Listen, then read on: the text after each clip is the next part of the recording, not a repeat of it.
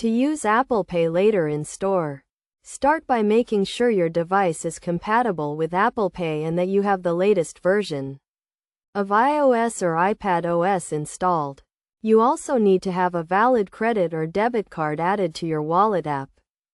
First, open the Wallet app on your device and tap on the Apple Pay Later card. If you do not see the Apple Pay Later card, you can apply for it by tapping on the plus sign in the top right corner of the Wallet app and following the prompts. Once you have located the Apple Pay Later card, you can use it to make purchases in store by following these steps. Look for the contactless payment symbol at the checkout counter, which indicates that the store accepts contactless payments.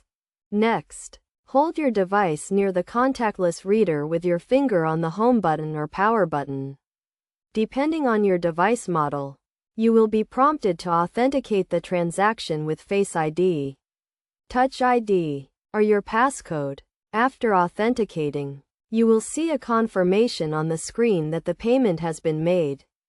You can also receive a receipt for the transaction, either on your device or via email.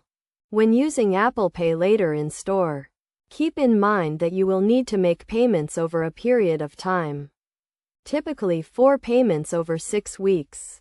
You can view your payment schedule in the Wallet app and make payments manually if needed. To avoid any issues when using Apple Pay Later, make sure you have a stable internet connection and that your device has sufficient battery life. You should also be aware of the terms and conditions of your Apple Pay Later agreement, including any interest charges or fees that may apply.